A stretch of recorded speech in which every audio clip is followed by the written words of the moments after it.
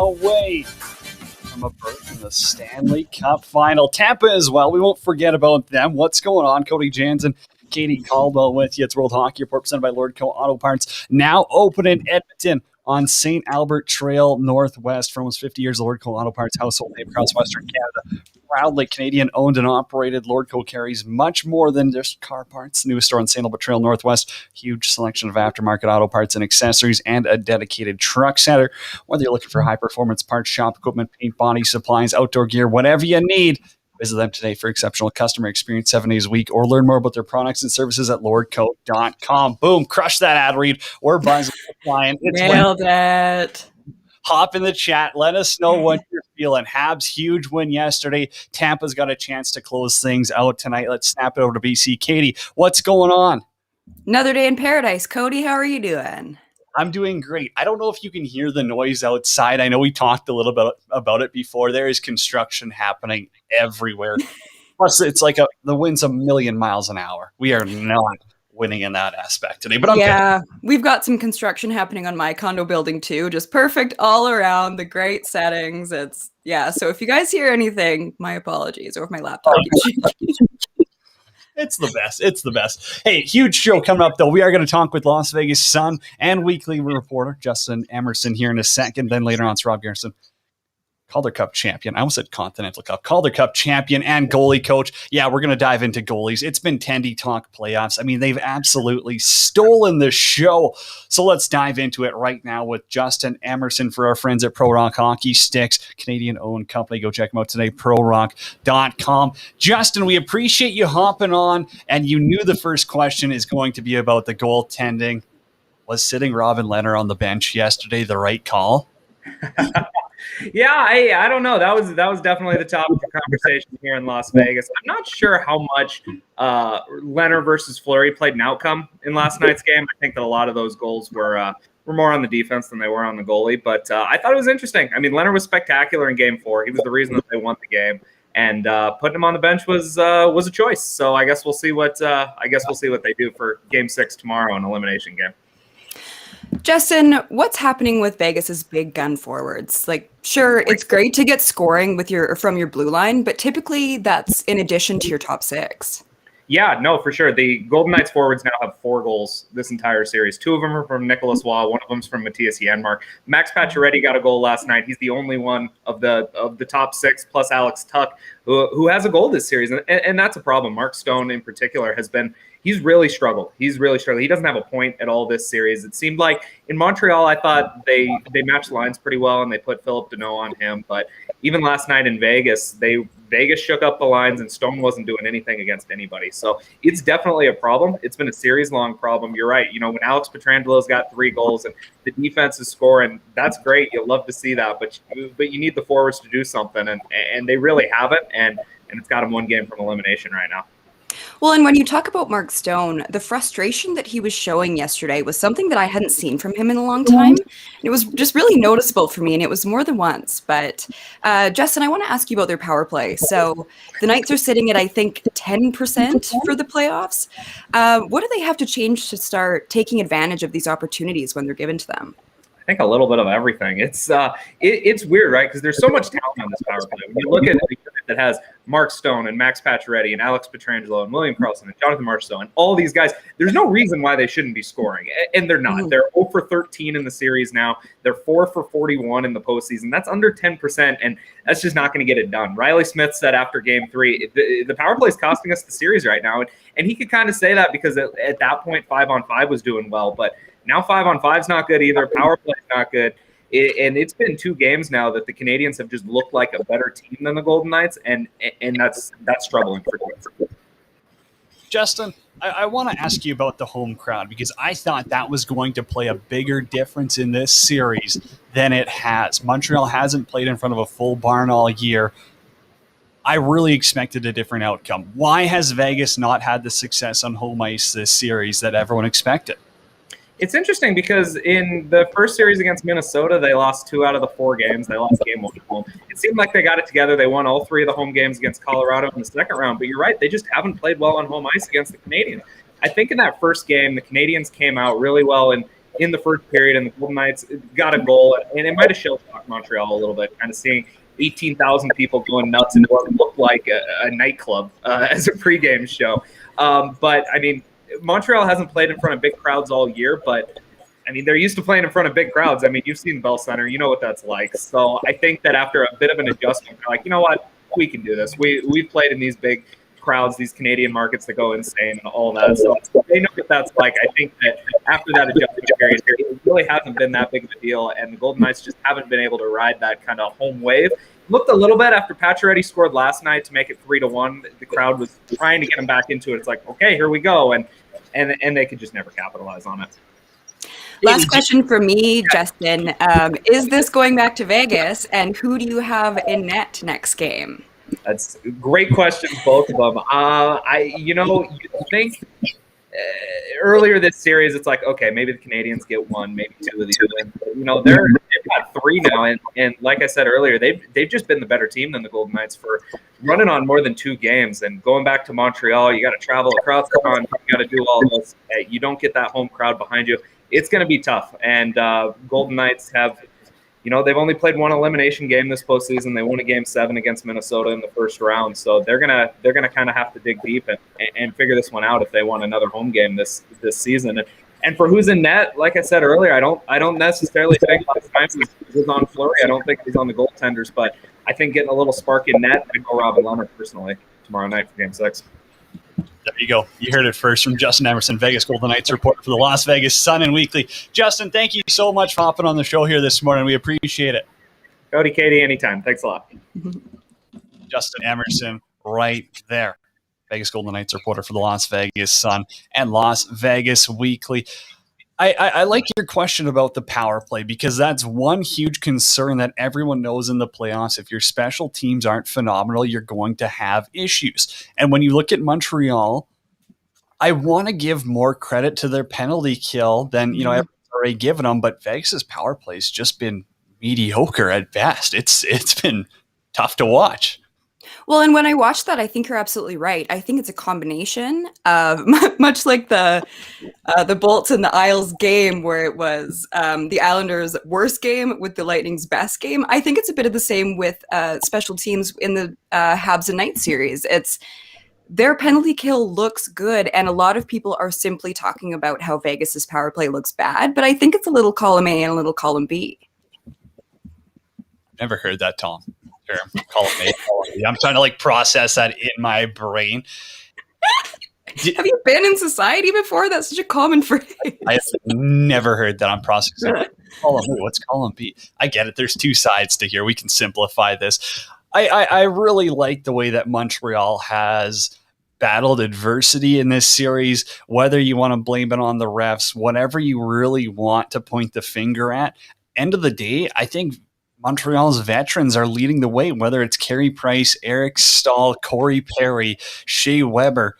They're just getting those extra additions, and I really feel like they are, I know grooming's the bad term, but they're grooming, they're helping out their rookies figure out the playoff game. Look at yesterday, Konkaniemi, Suzuki, Caulfield. These guys are having the playoffs of their life, and I don't think any of this happens if they don't have that leadership they have in the dressing room. No, I think that's a really good point. I think they found a really wonderful just group together that's finally gelled at the right time. And I think we've reached a point where we need to start giving the Habs credit, because for so long it was, oh, the Leafs blew this. And then we've been talking about what the other team didn't do. And all this series, we've been talking about how the Knights have been blowing it. And I think it is really important to also go, yeah, but the Habs are here for a reason.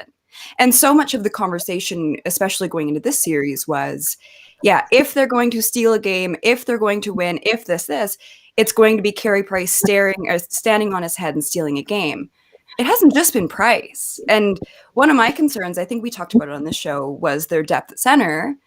And then you look at last night, and that game single-handedly just shut me right up with those concerns. Because, yeah, you don't know how those guys are going to turn out. Like, KK looks amazing. Eric Stahl had that amazing heads-up play last night where he comes in and just casually pops in a goal. Like, they're getting production from everywhere, and it's such a cool mix of, like you said, with those veterans, the Corey Perrys, the Carey Price that steps it up in the postseason, with guys like Caulfield, Suzuki. It is Caulfield. Cole Caulfield. I heard that. I was definitely make fun of that one. At least it's not Cowfield. Well, you also said KK instead of saying Kotkaniemi. That's my favorite, is because that's just a weird name to say. And it's like, if you want to get tongue-tied, try say a Finnish name. One of the worst languages of all time. I'm not going to say that, but I do struggle saying it. A huge friend of the show. He's awesome. But again, we got to poke fun at the Finns. From Vegas' perspective, were you shocked that they went back to Fleury after Leonard wins them game 4? Their goaltending situation is so interesting because I feel like Justin said, I don't think the goalie was necessarily the reason they lost that game last night. I wanted to ask you a question about that because I was thinking about this last night, and this might be a wild out to lunch question, and I know you'll tell me if it is. When you look at the game where they put Leonard in, and everybody's saying, "Oh, I don't agree with that. What were they thinking?" If Leonard gets blown out that game, like if it's another 7-1 like we saw against the Avalanche, does DeBoer keep his job? I think he keeps his job, but I think next year would be a very short leash for him. It would be one of those things where you've just moved the needle into the red, and now you're in trouble, because that's a decision that you not live and die with. That's a terrible terminology, but that is your job on the line, is you saying, I want to go with Robin Leonard because I like big goaltenders. I like blocking style goaltenders. And, that was a huge reason for, Leonard getting all these starts when Marc-Andre Fleury's been arguably the best goaltender in the NHL this season, especially during the regular season. So yeah, you really have to consider Pete DeBoer's decision right there as a job changer. Well, and coaches with essentially a 1A and a 1B goaltender, there are a lot of advantages to that, obviously, but I feel like in a lot of these situations, we're big Michael Scott fans on this show. We've talked about how we're going for a win-win-win, but I feel like it could almost be a lose-lose, because if you lose any of these games, now that you're making these goaltender decisions, going in, if they lose, like, it's easy to point back and to call it as the wrong decision. Whereas if you're the Habs right now, obviously Price is going in. And Jake Allen is obviously a solid backup. Like you saw in the regular season, he was more so of the starter. But I don't know, like, what do you think about that? Where I don't want to say blessing and a curse. I don't think it's a curse to have two amazing goalies, but if you make what's in hindsight known as the wrong decision, what do you think about that? Like, does that got to be tough for DeBoer to make those calls? My biggest issue is, when is the last time a team with a 1A and 1B goaltending tandem won the Stanley Cup? That's a great question. Murray, because Matt Murray was not a 1B that season at all. So very interesting to break it down, where I think that Marc-Andre Fleury is their guy, and that's the reason why they're saying, okay, Leonard got us the win, but we got to go back to him. And now I think they've shot themselves in the foot for game 6, because I think you have to go back to Leonard. And we got to remember, Robin Leonard's played 2 games in the past 2 months of hockey. I don't know. That's not an exact stat or anything. He hasn't played as much as Fleury. That's a simple math there. Well, and his goals against average in the playoffs going into that game where he was slotted in, was that game 4? I get all my games mixed up. His goals against average were 7. Is that? Well, yeah, okay, but we can't pick and choose stats. If I'm not allowed to pick and choose stats, neither are you. Of course, hop in the chat here. Let us know your thoughts. Who do you go with in game 6? If you're Vegas, you got predictions for the Isles Tampa tonight, let us know.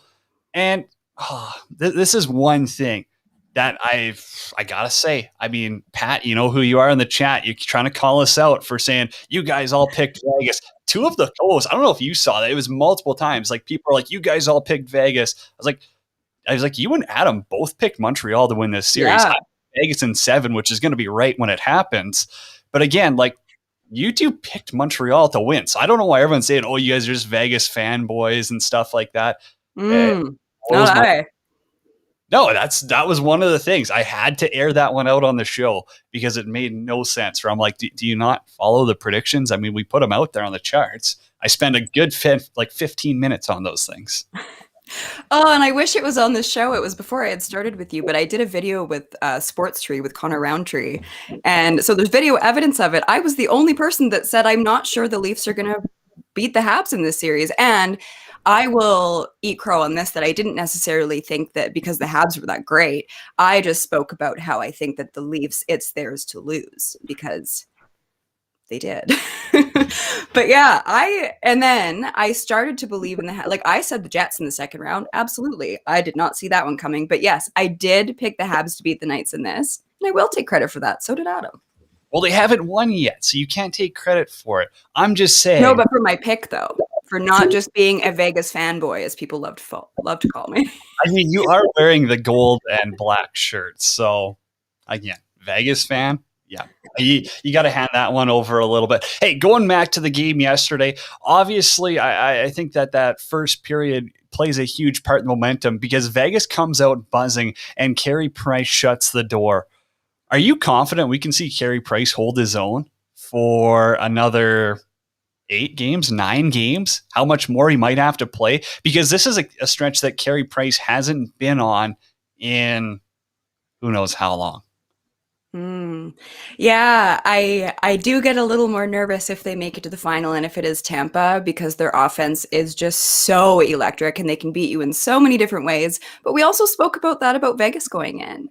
And that's what's cool is they're getting a lot of production on offense, the Habs, because the big narrative through the whole postseason is if they can score 3 or 4 goals, which they've been able to score 3, no problem, Carey Price can do his work on his end. So I don't know. I just like the way this team is vibing together. I think it's time that we stop just automatically writing them off going into any series. So yeah, my gut tells me that Tampa is just a bit too strong, but it's the Isles are still in it. We shouldn't say that, but the 8-0 game, man. That was terrible. And we're going to get to that one later for NHL news for Pro Rock Hockey Sticks. But we got a goalie guru sitting by. Everyone knows we love Tendy Talk on the show. So it's Rob Garrison coming to you after the commercial break for our friends at Coco Vodka, Coco Rum. I got a lot more thoughts on this Montreal Vegas series. We will get to it. You fill up your coffee again. We're going to hit a commercial break. Everyone in the comments, let us know at World Hockey RPT. We're coming to you live on this Wednesday morning. It's Cody Janzen, Katie Caldwell with you.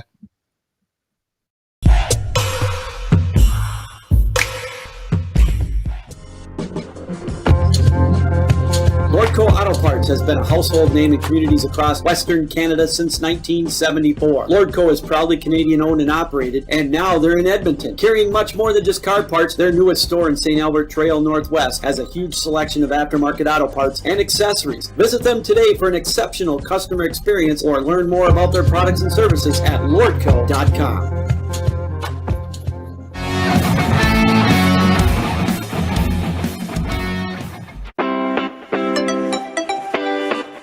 Take your game to the next level with Pro Rock Hockey Sticks. Pro Rock is changing the way we buy top-of-the-line twigs. They're lightweight, balanced, and provide the perfect kick point, whether you're a pro hockey player or a beer league legend. Pro Rock Hockey Sticks are made for you. They're at a price point you can't beat, so check them out today at prorock.com.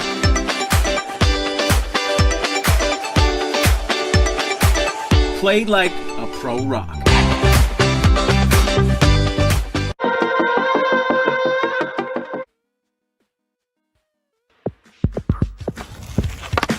Refreshingly different, Coco Vodka and Coco Rum is a vacation in a can. The best drink you'll ever have is now on more shelves than ever. Enjoy the Coco life made with high-quality ingredients. Check us out today at enjoycoco.com. We are the real deal. Coco Vodka and Coco Rum.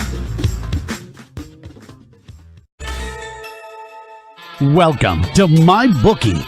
You're ready to create an account and start making money. And we're here to help. And remember, you can get a bonus of up to $1,000 on your first deposit.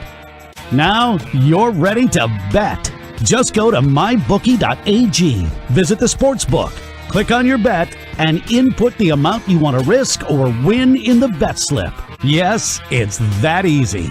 Just remember, at MyBookie, you play, you win, you get paid.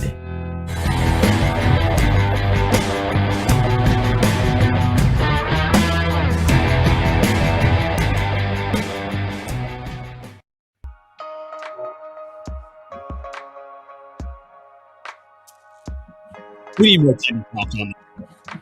Everyone knows that goalie people. We respect the goaltending side of things, and that's what we're going to do. It's Cody Janzen, Katie Caldwell with you here on World Hockey Report, presented by Lordco Auto Parts, the one-stop shop for quality RV, car, truck, or marine parts and accessories, now open on St. Albert Trail Northwest in Edmonton. Our next guest, Rob Bierson, brought to you by Coco Vodka, Coco Rum. The weather is beautiful out there. I can't even say it's getting nicer anymore. It's been gorgeous. It's golf weather. You need something to sip on while swinging the sticks, lighting up the barbecue, or watching Stanley Cup playoff hockey.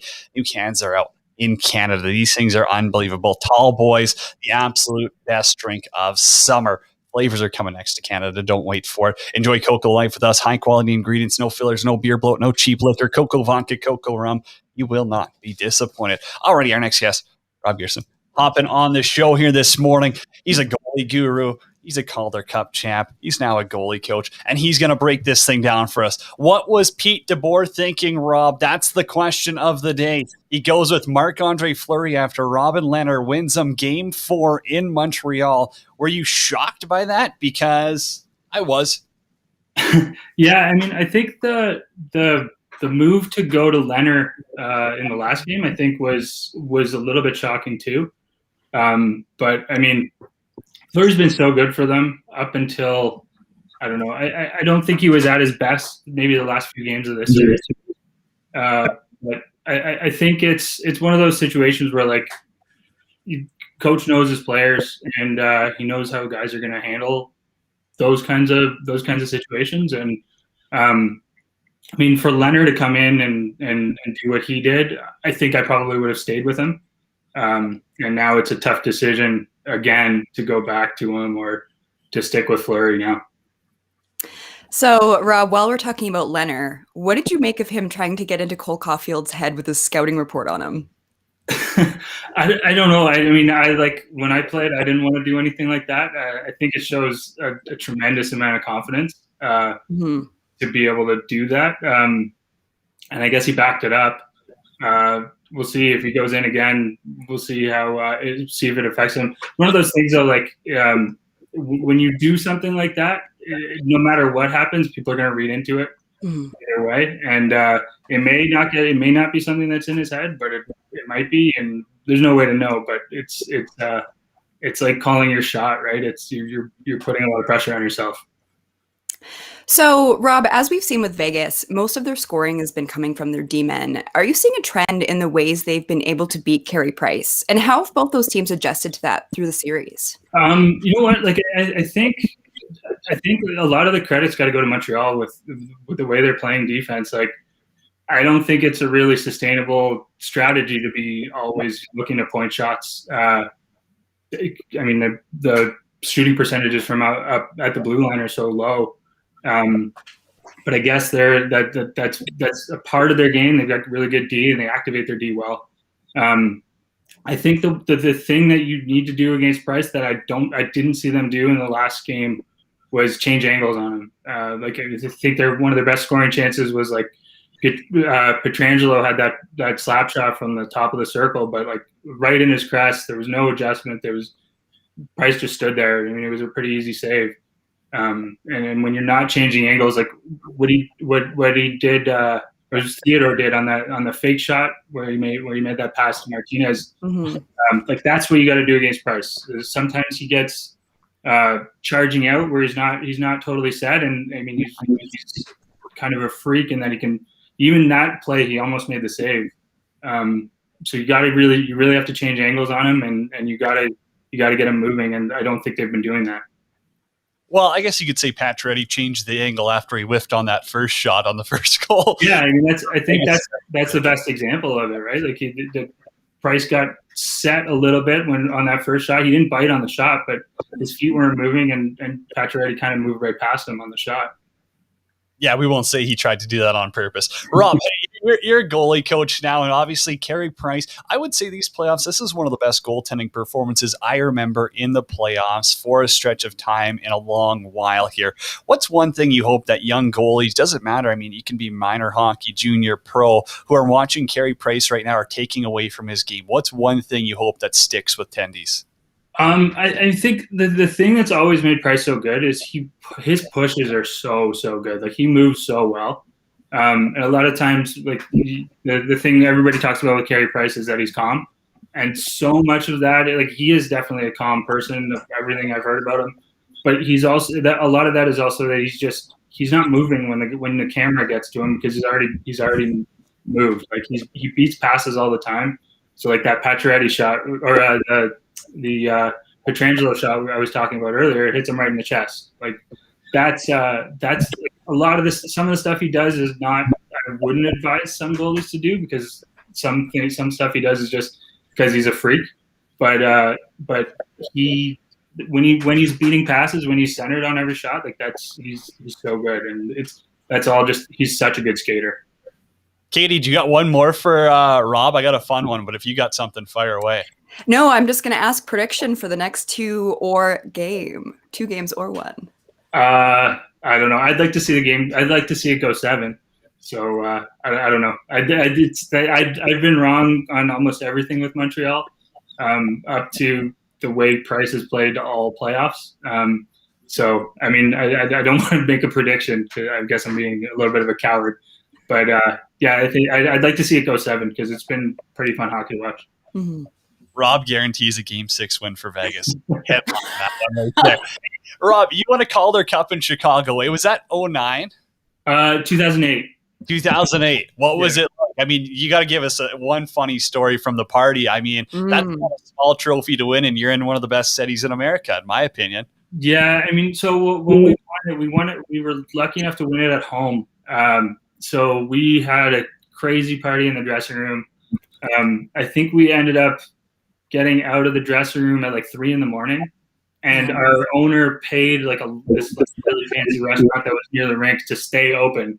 So like at 3 a.m, the team and all the families and everybody went over to this restaurant and had lobster, and everybody was just like, all the players got to have showers, but all the family members were just covered in champagne and beer, and it was hilarious. Lobster, the number one food you want after you've been champagne and beer in the dressing room. Rob, thank you so much for hopping on the show. We appreciate it. Yeah, thanks for having me. Rob Gerson, right there, Calder Cup champ, current goalie coach, and as well, follow him on Twitter at goalie_coach. I believe I might have just watched that one live. I start thinking 17 different thoughts in my head. Hey, let's get back into some NHL news here for Pro Rock Hockey Sticks. Family-owned Canadian company changing the hockey stick game. Best price point, best stick on the market. Check them out today, prorock.com. You got any more thoughts on Habs Vegas? Because I got one more. But again, I don't want to, I think he might be thinking the same thing here when it comes down to physical play. And it's going to be about refs. And I want you got anything you got to get out there on this series?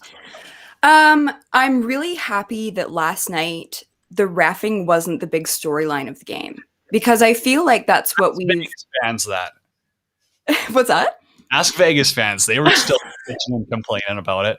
Well, fans will always bitch and complain. That's just how the world goes. But I'm really happy because in Game 3 and Game 4, I have so many thoughts. I don't even know where to start. Finally, it wasn't the big storyline. I think, Cody, we are a little bit different in how we feel about reffing. For the most part, I'm with you that I think it's a thankless job. We shouldn't be complaining. We're all human. For the most part, I'm with that. This postseason felt different for me. And I've heard that from a few other people, that I get that we're all human. Everybody makes mistakes. Like, I make mistakes minutely throughout my life. But it's the inconsistency for me. It's like Game 4 was the big one, where that call on Suzuki being the first call of the game, when there were easily 10 missed calls in the regular season throughout that whole game. And for me, it's just, how do you know what the first call is going to be? Because in theory, that's the one that sets the tone. And we've talked that call to death. I totally get that. But for me, it was just the level of inconsistency has been so frustrating. And when guys are punching each other in the face directly in front of Chris Lee, that to me is just like, I'm not a referee. We all know I don't know how to play hockey. But when I watch that, I go like, what am I missing here? And so it was really nice that the level of frustration from everyone as a whole with the referees, I didn't see that last night. That was the first time I thought, okay, I don't want to say like well-reffed, or just they did their jobs, which we didn't see in Game 3 and Game 4 necessarily. Well, technically, the refs did their job in Game 3 and Game 4. It was just people didn't think they did a good job, or they did good at their jobs. I don't know if that makes sense. But again, like, I mean, they're still out there. They're going to have impact on the game no matter what. I think one of the big things that I've kind of realized now, especially in hearing people's feedback, is that these refs are scared to impact the game so much so that they are impacting it. And I think two things would really, really change this would be to have more coincidentals called. I think that would go a long way. I think that would make players smarten up a little bit and throw in 10-minute misconducts. If there's stuff that's going on after the play that they can't actually get under control, you have to draw the line somewhere. And the playoff inconsistencies, I get it. I'm fine with them putting away their whistles in playoffs. I don't know. It is inconsistent. But again, I would hate to see a special team showcase. As I said on Monday, I know there's now people hated that one. But again, I don't want to see 10 power plays a game for each team. Right, but there has to be a standard. And that's the problem is at puck drop of a game, typically there's a standard set for what that game is going to look like. Every game is different. Every team is different. Every referee is different. But typically there's a bit of a standard of what's called and what's not. And that's what's hard is when there is absolutely no standard, when nothing's being called, these guys are always going to push those boundaries. And when there are no boundaries and you're still pushing those boundaries, I get worried about guys getting hurt. Like I get on the referees end what you were saying about they're nervous to call to, and I get that, but this isn't about the refs. We're not here to coddle the refs. The game isn't about the refs. In a perfect world, you don't notice they're there because they just do their job. They make their calls. We press on. Nobody complains. Obviously, we don't live in a perfect world. But that's what I get nervous about is guys getting seriously hurt because there just wasn't a standard set. So guys continue to push those boundaries without recognizing what they were. And then as soon as that happened, there's nothing you can do to take it back.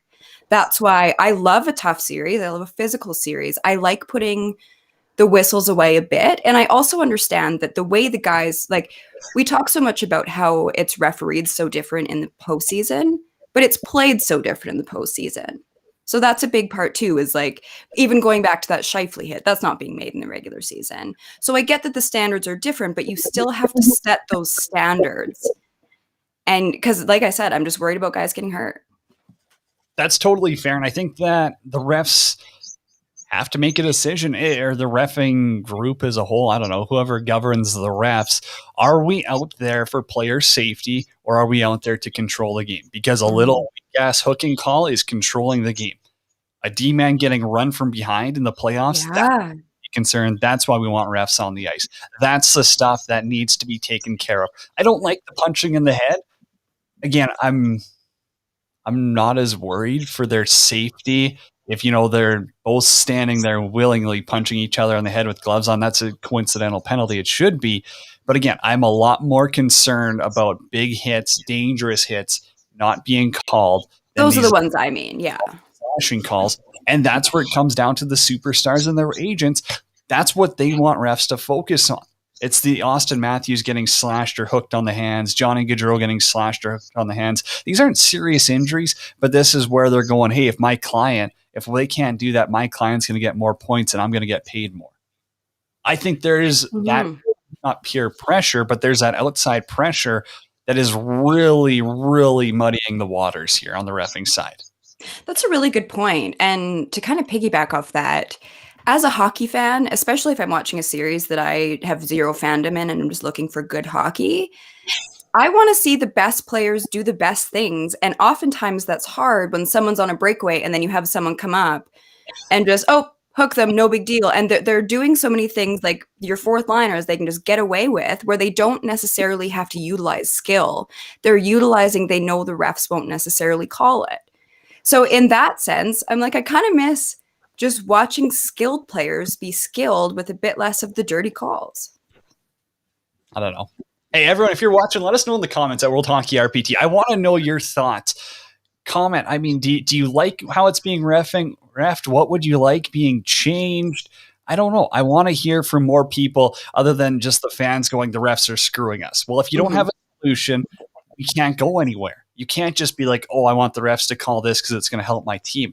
No, we need actual solutions. And as you said, you want to see more skilled things. Well, if the league wants to see that and the players want to see that, then I think they got to push for it. Or if the players want to say, hey, I want playoffs how they were back in 2006 when Corey Perry's winning a Stanley Cup, we're talking two different games, two different essentially. Think about it for those guys who are, 40 years old, late 30s. They played hockey in like 2001, 2002, where line brawls happen every single playoff series, it felt like. It's a totally different game. And yes, I enjoyed hockey back then. The playoffs were more exciting back then. Does that mean that my answer is the right one in this situation? No, I think the game is changing. I think skill's taking over. I just think we got to find a better balance here. Skill and speed are taking over. The speed is a really big one that I think we need to start being a little more aware of. It's great, but I think that it maybe calls for a conversation of refereeing in the off season, because you're right. Like, how do you change things right now? How do you get control of it right now mid-series? And it's not as easy as just swapping a few extra refs in and out in a COVID world. Do you think the NHL would benefit from VAR, like soccer, where they're getting that virtual assistant referee? Essentially, it's an eye in the sky, able to call things at their will. Do you think the NHL would benefit from that? Do you think players would like that? I don't know. I'm on the fence. I think the NHL would benefit from it. And I think at this point, it almost feels inevitable. But I think the NHL will hold off from it as long as they're able to. I think they'll fight kicking and screaming to not have it that way, just because all the reasons of that this is the way the game is. We like the human aspect.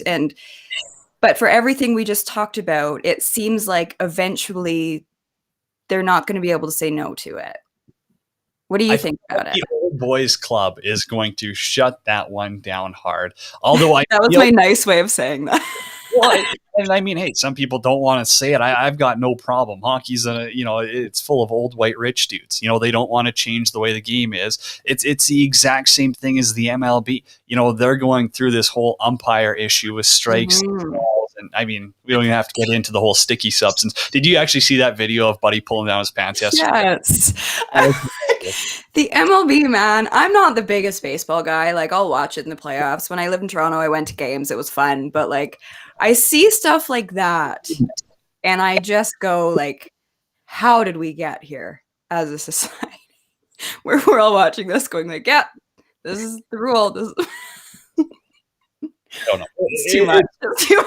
No, we don't have the time in the world for us to give logical thoughts on the because I think that sport is as old-fashioned as it comes, and those players are insane. Some of the things they are willing to do on live T. We got to hit a commercial break here on 12-Ounce Sports, Zingo TV channel 761. Cody Janzen, Katie Caldwell with you. We're going to be back. We'll talk some bolt styles after the break. It's World Hockey Report on 12-Ounce Sports.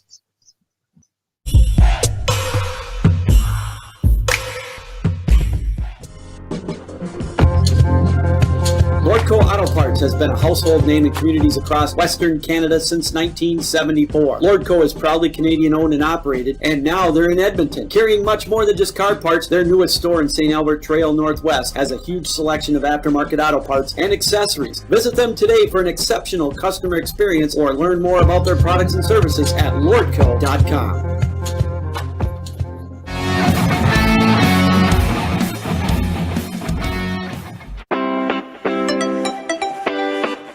Take your game to the next level with Pro Rock hockey sticks. Pro Rock is changing the way we buy top-of-the-line twigs. They're lightweight, balanced, and provide the perfect kick point, whether you're a pro hockey player or a beer league legend. Pro Rock hockey sticks are made for you. They're at a price point you can't beat, so check them out today at prorock.com.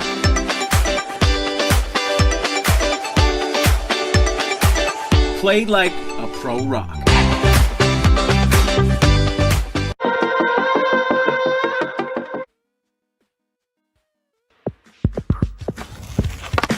Refresh Refreshingly different, Cocoa Vodka and Cocoa Rum is a vacation in a can. The best drink you'll ever have is now on more shelves than ever. Enjoy the Cocoa life made with high-quality ingredients. Check us out today at enjoycoco.com. We are the real deal. Cocoa Vodka and Cocoa Rum. Welcome to MyBookie. You're ready to create an account and start making money. And we're here to help. And remember, you can get a bonus of up to $1,000 on your first deposit. Now you're ready to bet.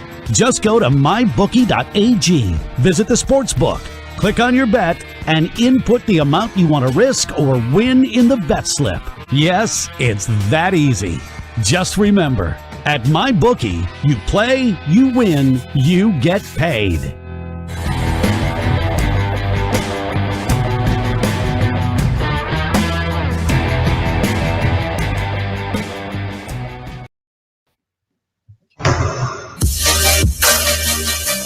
Got a prediction for the Isles and Bolts tonight?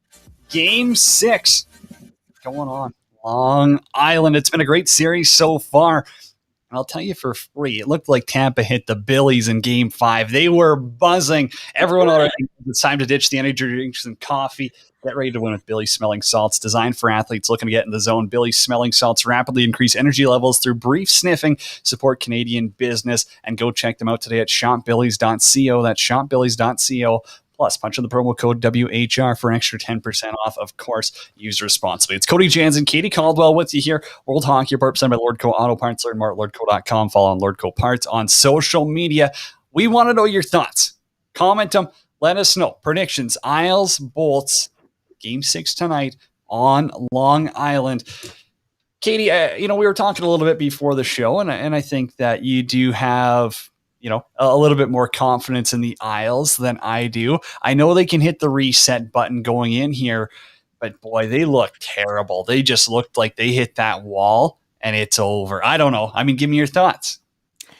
I do have more confidence than you do, but not necessarily in this game. I just feel like the Lightning look like the Monstars in that last game. Like, it didn't even look like they were playing the same sport.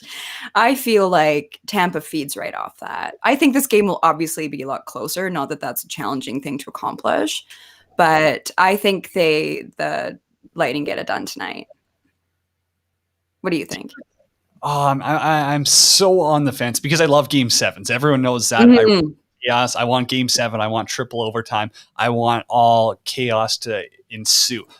But there's also a side of me that thinks, well, for Tampa, could they be coming into this one a little, not cocky, confident, whatever you want to call it, maybe a little lackadaisical, being, hey, now we've got a cushion. If we lose a game, we're just going back to the Amalie Arena where we just absolutely caved these guys' faces in 8-0. Are they going to come out with that same piss and vinegar, or is the Coliseum crazies going to show up because this is the last game ever being played in that dump? Yeah, I hear what you're saying, but at the same time, they're such pros that I just don't think that those guys necessarily have that where we go, oh yeah, we can just casually rock in Nassau and like not give it our absolute all. Like, they see they're one game away from the finals again. I don't know. I just think they're going to feed off of both the energy of the crowd and that last win. I'm not saying they roll in uber casual, just throwing up 15 minutes before game and just throwing on it and walking through warm-ups. But there's that part that's like, wow, these guys must feel defeated after being beat 8-0 the game before. Mm-hmm. I don't know if some of that creeps into your head. I can't put myself in an NHL player's shoes. Surprisingly, I'm not at that level. But you get what I'm saying. A little bit of a different one. Hey, obviously Varlamov has a rough start. I think you have to go back to him in Game 6. But do you think there's any chance we see Sorokin start? I don't think so. I just don't. I think Sorokin was a bit thrown to the wolves last game. Through no fault necessarily. It was that whole game was just a mess. Like, I don't even know what to say about it. I, full honesty, walked away with about 10 minutes left at 7-0, and I think that's the first time this playoffs have done that. Got that one down. Katie hates the NHL playoffs. Yeah, hate the playoffs, hate sports in general. But yeah, I think it's a no-brainer to go back to Varlamov, but that game, man. God. It should be done. If it's not for Ryan Pollock, shout out Pools, play with him and Brandon. Great guy, Yeah. awesome Manitoba kid. If it's not for him, their season's done. Also, this is per complete hockey news. I'm stealing this one live on the fly here. Anders Lee took morning skate once again in a regular practice jersey. If Lee plays, the Islanders will be $7 million over the salary cap. Suck on that, hockey fans. This is they've been getting slandered all playoffs, and now the Isles are going to pull this crap. Oh, that's so funny because, that's been the biggest and most hilarious long-running narrative of, oh, well, they're so far over the cap. It's like, first of all, the NHL is a business. Second of all, if you are a team and if you have the opportunity to do so, to utilize that loophole, do not sit here and tell me you're not doing the exact same thing. Yeah, my favorites when like Chicago Blackhawks or Detroit Red Wing fans are the ones complaining about it, and it's like, do you know the history of your team? We'd be happy to show you how you utilize something similar.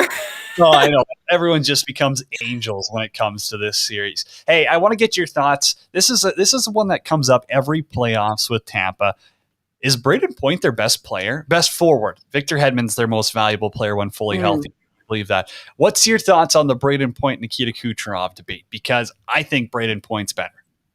I've been getting there, and it's funny because the other night when I was watching that game, I was kind of asking myself that question, and I think I'm starting to lean that way. He's so electric, and he's so dynamic and versatile, and it's like, as soon as he's out there, if I'm a Lightning fan, I just have all the hope in the world that every time he touches the puck, he's going to do something brilliant with it. He's so fast. I mean, fast. Anytime he gets the puck, you see the D-man, they get that oh shit look in their eyes. And I'm not saying I'm not saying he's Nathan McKinnon out there, but he's not that far off. When he gets the puck and he goes north by himself, he could be, just that breakaway acceleration, whatever you want to call it, you video gamers playing NHL. His acceleration is up there with the best in the league. It has to be. You're right. No, I totally agree with you. And he's someone that he sees the big spotlight, he sees the pressure of the moment, and he thrives in that. And as we've seen in the playoffs, not everyone necessarily thrives there, but he's so consistent. He's so good. And he's just so fun to watch. Like, I have no stake in the Bolts whatsoever, but just watching him play is just such a joy to see him. And he's one of those guys, I think we've talked about this before, he just makes everyone else around him better. Yeah, that's for sure. And it doesn't matter who he's playing with. We had Kaylee Chelios on the show last week. Yeah, it was last week. And she said, hey, it doesn't matter who Braden Point plays with, because in the regular season, he can go lines 1 through 3, no problem. And in playoffs, they'll put him with Kucherov and Stamkos. And again, it's like they've been playing together all season. That's incredible. Diving into NHL news here from Pro Rock. Carl Gunnarsson calls it a career. Does he have the biggest goal in St. Louis Blues history? That overtime goal, game 2 against Boston. Fly from the point in overtime, beats Tuukka Rask. And the best story is he's talking with Chief Craig Berube in between the third period and overtime, and they're taking a piss at the urinal. Too much information there, but love this. Then Gunnarsson, Berube said something like, "Oh, are you gonna be ready?" And he's like, "Just give me one more chance and I'll score," something like that. And of course, it's like 6 minutes in, something like that, 4 minutes in. He goes and he scores from the point, first shot in overtime. Incredible. I didn't know the urinal story. That's so excellent. Yeah, no, remember that being a big thing, and then it came up again today, and I was like, I think I got to bring that one up. It's just funny. It's funny how life can just connect like that. And who would think, like Carl Gunnarsson, great defenseman. Swedish stallion out there. But again, congrats to him, a great career. I think that's 12 plus years.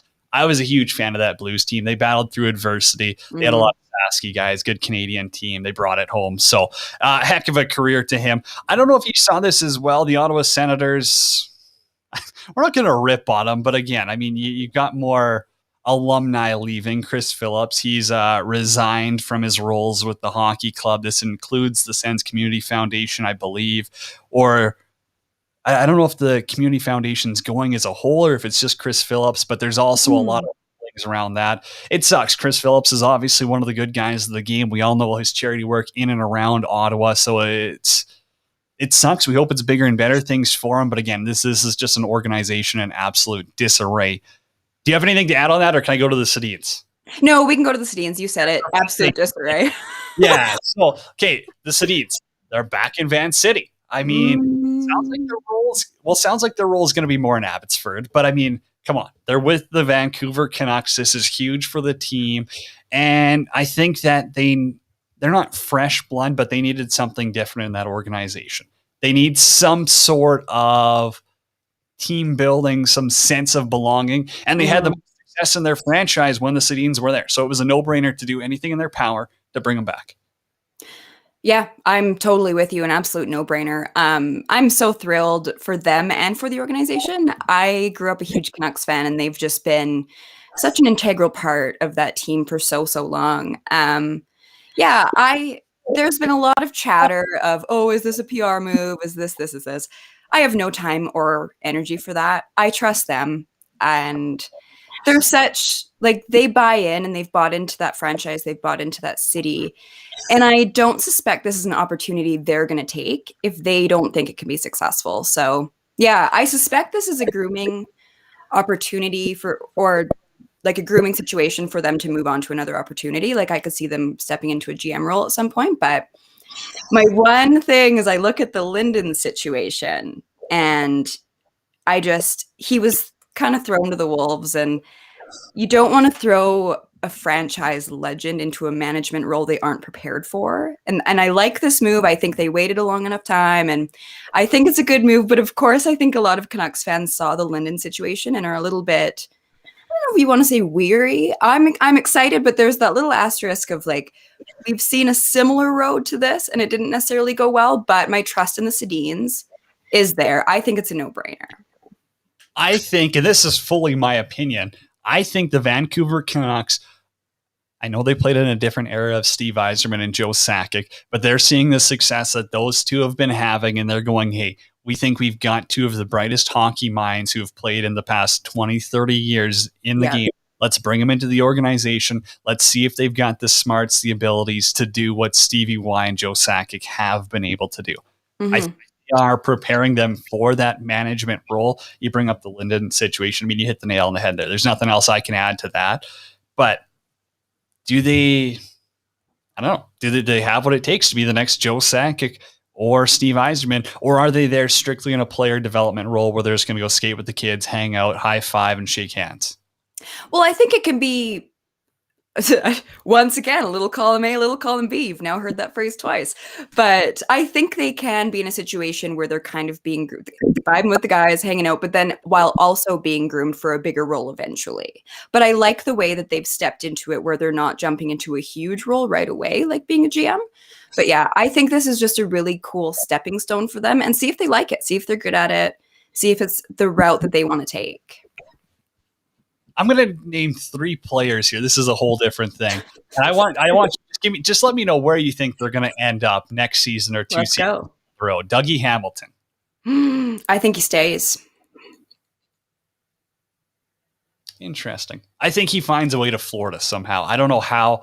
I just feel like that's a team who wants to add on the back end. I think he's going to be a little cheaper than Seth Jones. And really? Florida's got a... You think Dougie Hamilton's going to be more expensive than Seth Jones? Yeah, 100%. I think Dougie Hamilton's better than Seth Jones. No. Roast me all you want. I don't care. Jump in my mentions, everyone. I'd take Hamilton. Hamilton over Seth Jones. Yeah, I would. Really? Yeah. Confidently. I don't know. I'm not a big Seth Jones guy, so I might not be the right one to ask about that. No, but I do like the sound of Florida man Dougie Hamilton. That sounds funny to me. I just feel like they saw in the playoffs that they clearly need help on the back end. I don't get it. Ekblad was hurt, but again, they'll make room where necessary. But no, Seth Jones, he's a $9 million D-man. Seth Jones played like 52 minutes in a single hockey game. I think he's one of the most physically fit defensemen, and I think he's one of the most reliable defensemen in the entire NHL. Okay, that's fair. You're allowed to think that, Cody Janzen. I'm allowed to think that I think he's a bit underrated. Or overrated, sorry, not underrated. Yeah, I'm not the biggest Seth Jones fan. That's fair. I think it's because of his mom on Twitter that everyone hates him, which is full deserving. Because that probably doesn't help. Not to go after someone's family members, but I mean, come on, you can probably pump the brakes on Twitter, Mom. We don't, I think the boys can handle themselves there. Okay, moving along. Seth Jones, where do you think he ends up? I don't have an answer for that. You have I don't, because I don't have one. Where do you think he's going to go? I genuinely don't know with Seth Jones. I don't. You don't have to have an answer for everything. You have to. You have to. That's the one rule of this game show that we're playing right now. Then I quit. Fair. I guess he's going to Seattle. Seattle. Hey, Jack Eichel. Oh, that's a good question. I'm picking LA before you pick it, and you can't have no answer for this. We have to have answers on 2 out of the 3. Well, I wasn't prepared for that. Well, I know that's why I throw curveballs to change, like R.A. Dickey of the MLB world. Is there a way that he could be in Calgary?